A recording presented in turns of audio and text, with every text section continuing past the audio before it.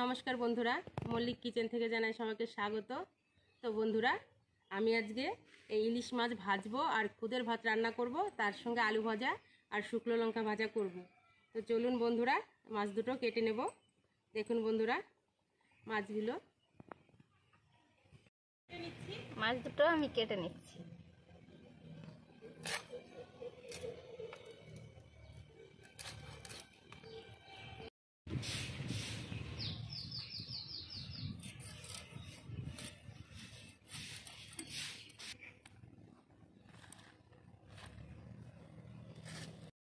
বন্ধুরা, জল গরম হয়ে গেছে, এখন আমি খুদগুলো দিয়ে দেবো।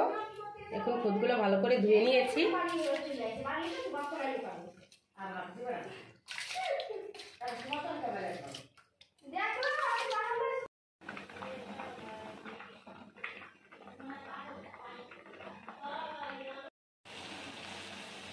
আমি এবার দিয়ে দেবো লবণ। লবণ না দিলে খুদের ভাতের স্বাদ হয় না। নেড়ে চেড়ে 4 থেকে 5 মিনিট ঢেকে দেব।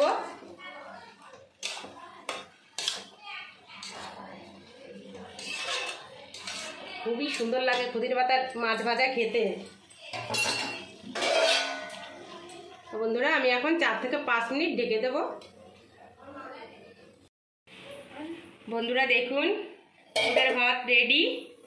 দেখুন কি সুন্দর ঝরঝরা খুদের ভাত, খুবই সুন্দর। এবার আমি আলু পেঁয়াজ ভেজে নেব। খুদের ভাত কমপ্লিট।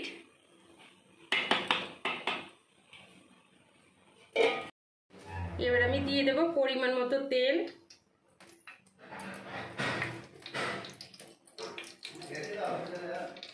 আলুগুলো দিয়ে দেব।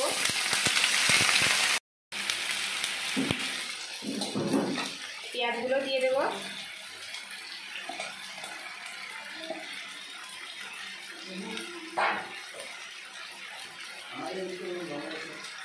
লবণ,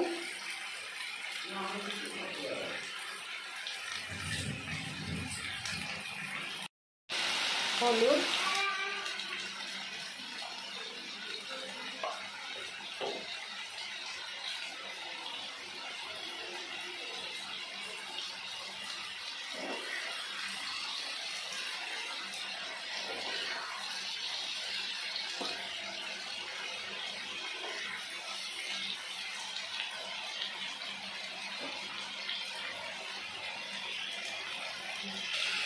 একটু মিনিট ঢেকে দেব।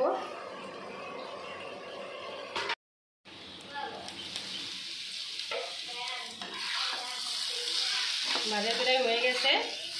পেঁয়াজ আলু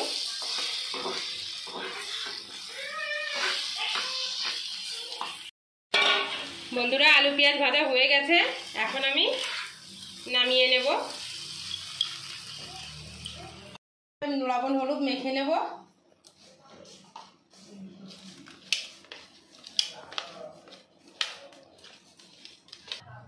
দিয়ে দেব কড়াইতে পরিমাণ মতো তেল, আর মাছগুলো দিয়ে দেব।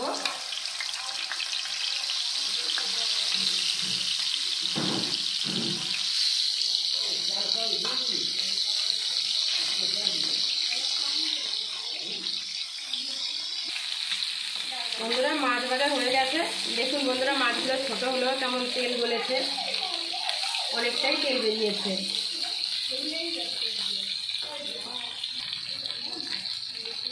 বন্ধুরা, মাছগুলো আবার নামিয়ে নেব। ভাজা কমপ্লিট।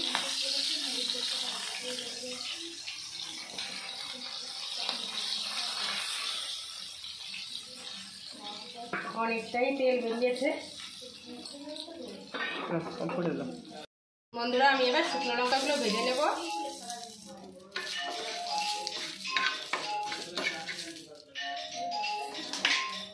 দিয়ে দেবো একটুখানি লবণ, কারণ লবণ দিলে লঙ্কাটা মুচমুচে হয়।